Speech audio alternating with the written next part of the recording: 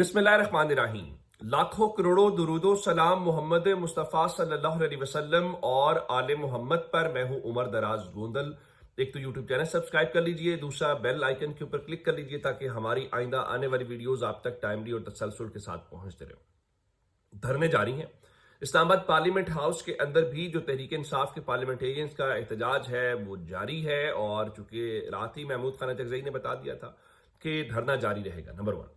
Number 2, आप जानते हैं कि खैबर पख्तूनख्वा हाउस के अंदर भी पाकिस्तान तहरीक इंसाफ उसके सामने धरना दिए हुए है, और वो धरना भी रात गए भी जारी रहा, और आज वो धरना अमलन जो है वो 5वें रोज में ये दोनों धरने दाखिल हो गए हैं। और इस धरने के बीच में रात को कोई 12:30 बजे इमरान खान की जो हमशीरा अलीमा खान है उन्होंने ट्वीट किया, और वो ट्वीट जो था, जो इस वक्त इमरान खान की सेहत है, इमरान खान की सेहत के हवाले से बुनियादी तौर पे वो ट्वीट था जिसमें उन्होंने जो इमरान खान की मेडिकल रिपोर्ट आई है उसको मुस्तरद कर दिया और कहा जी मीडिया में गर्दिश करने वाली इमरान खान की सेहत से मुतल्लिक तमाम मेडिकल रिपोर्ट्स को वाज़ेह तौर पर मुस्तरद करते हैं। हमारे डॉक्टर आसिम यूसुफ ने गुज़श्ता रात डॉक्टरों से बात की जिन्होंने किए गए इलाज और तरीकाकार की वजाहत की, लेकिन जैसा कि डॉक्टर आसिम यूसुफ ने अपनी वीडियो में कहा कि हमारे पास इन बातों की तस्दीक का कोई तरीका मौजूद नहीं है। अब हमारी और तशवीश बढ़ गई है और हमारा मुतालबा बदस्तूर बरकरार है कि इमरान खान को फौरी तौर पर एक मुनासिब तिब्बी सहूलत शिफा इंटरनेशनल अस्पताल मुंतकिल किया जाए, जहां मुस्तनद माहिर डॉक्टर्स उनका मुआयना डॉक्टर आसिम यूसुफ की निगरानी में और अहले खाना की मौजूदगी में करें। और फिर उनका कल यानी आज हम दोपहर 1:30 बजे अडियाला जेल जाएंगे और हमें तवक्को है कि हुकाम हमें इमरान खान से मुलाकात की इजाजत देंगे क्योंकि ये उनका कानूनी हक है। अहले खाना इमरान खान से मुलाकात के बाद शाम 4 बजे अडियाला जेल के बाहर प्रेस कॉन्फ्रेंस करेंगे। तो पहले हुआ उन्होंने प्रेस कॉन्फ्रेंस करनी थी और वो प्रेस कॉन्फ्रेंस बनी गाला के बाहर थी, तो अब बताया कि नहीं, वो आज अडियाला जेल भी जाएंगे मुलाकात के लिए अगर मुलाकात होने दी जाती है, और अडियाला जेल के बाहर 4 बजे मुलाकात वो करेंगे। अब इस हवाले से 2-4 बातें, चूंकि रात को जनाबे अली अमीन गंडापुर ने एक नया पिंडोरा बॉक्स खोल दिया, यूं लगा कि भाई मोहसिन नकवी तो तहरीक इंसाफ का असल मोहसिन है। मोहसिन नकवी ने तो इमरान खान की रिहाई के लिए कोशिश की, तो अलीमा खान क्या कहेंगी वो मैं सारी बातें रात फोन जो हुए वो बताता हूं, लेकिन उससे पहले पहले एक और प्रेस कॉन्फ्रेंस का दावतनामा आ गया है, और ये दावतनामा जो है दिन 2 बजे का है, और ये दावतनामा जिन शख्सियत से मुतल्लिक रात बात हुई है ये उनसे मुतल्लिक है। मोहसिन नकवी जो है वो लाहौर के अंदर आज एक प्रेस कॉन्फ्रेंस करेंगे, और उस प्रेस कॉन्फ्रेंस से मुतल्लिक बताया गया है कि दिन 2 बजे वो होनी है, और उसके दावतनामे के अंदर लिखा गया है वेरी इंपॉर्टेंट प्रेस कॉन्फ्रेंस। ज़रा पॉलिटिकल रिपोर्टर्स को इसमें बुलाया गया है, तो पॉलिटिकल रिपोर्टर्स को बुलाने का मतलब ये है कि ये मौजूदा सिनेरियो से मुतल्लिक ही एक प्रेस कॉन्फ्रेंस है।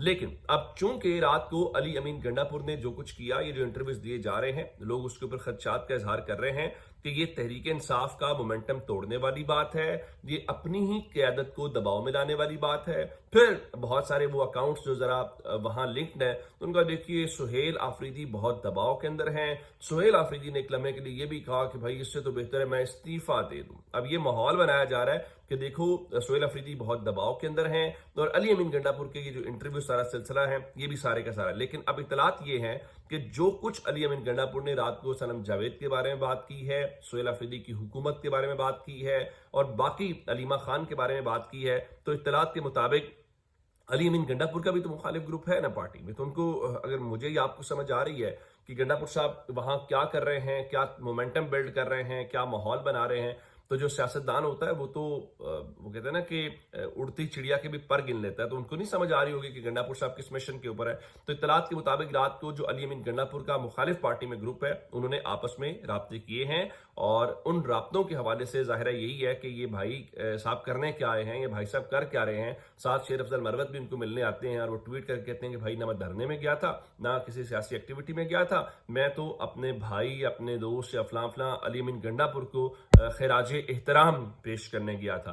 तो आज अली अमीन गंडापुर के लिए शायद कोई जुमले इधर से भी आए, मोहसिन नकवी साहब की तरफ से, इधर से आए या ना आए। अलीमा खान के मुतालिक बताया गया है कि अलीमा खान जो है वो प्रेस कॉन्फ्रेंस में ज़ाहिर अगले लाहे अमल का ऐलान करेंगी और अली अमीन गंडापुर को भी जवाब देंगी।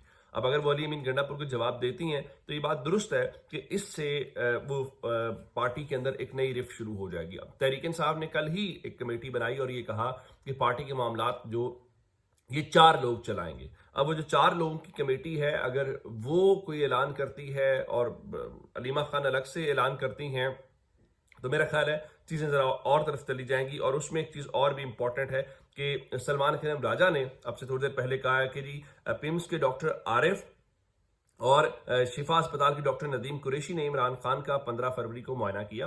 انہوں نے اپنی رپورٹ میں کیا کہا ہے، یہ جاننا ہم سب کا حق ہے۔ جو مجھے معلوم ہوا بتا دیا۔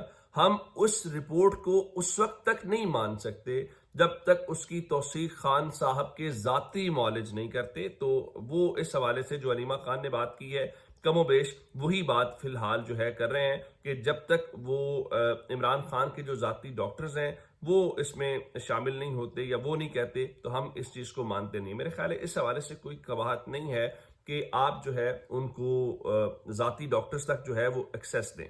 اچھا، میں دو باتیں اس سے ہٹ کے آپ سے کرنا چاہ رہا ہوں، چونکہ اب رات سے کنٹروورسی کریٹ ہو گئی ہے۔